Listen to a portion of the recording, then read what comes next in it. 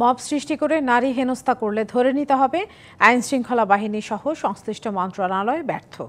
আর শকুনদের হাত থেকে মা বোনদের রক্ষা করা চ্যালেঞ্জ হয়ে দাঁড়িয়েছে বলে মন্তব্য করেছেন জাতীয় নাগরিক পার্টি এনসিপির মুখ্য সংগঠক সার্জিস আলম। রাজধানীতে নারী দিবসের এক আয়োজনে নারীদের সুরক্ষা নিশ্চিতে যথাযথ পদক্ষেপ নেওয়ার আহ্বান জানান তিনি। দেশ জুড়ে নারীর প্রতি সহিংসতা, নিপীড়ন ও সাইবার হয়রানির প্রতিবাদে আন্তর্জাতিক নারী দিবসে রাজধানী শাহবাগে এনসিপির বিক্ষোভ সমাবেশ।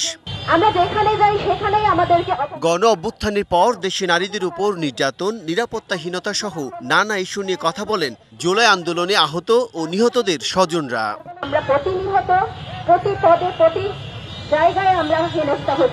নির্যাতন বন্ধে আইনি কাঠামোকে নতুন করে ঢেলে সাজানোর আহ্বান জানান তারা।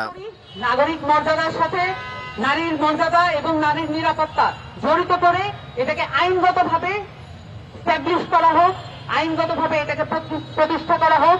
কোন ধরনের প্রশ্নবিদ্ধ আইন দিয়ে নারীর নিরাপত্তা নিশ্চিত করা যাবে না।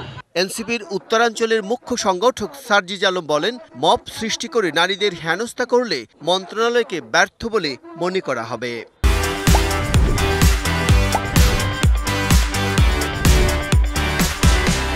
কেউ যদি কোনো ধরনের মব কালচারকে ব্যবহার করে বিন্দুমাত্র আমাদের বোনদের দিকে দৃষ্টি দেওয়ার চেষ্টা করে কিংবা তাদের সিকিউরিটি বিঘ্নিত করার চেষ্টা করে, তাহলে আমাদের এই আইন শৃঙ্খলা রক্ষাকারী বাহিনী এবং সংশ্লিষ্ট মন্ত্রণালয়গুলো ব্যর্থ বলে প্রমাণিত হবে। তো আমরা এগুলোকে ব্যর্থ হিসেবে দেখতে চাই না।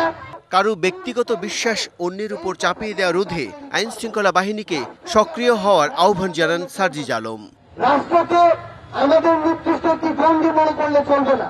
Bijan Kumar Das, DBC news, Dhaka.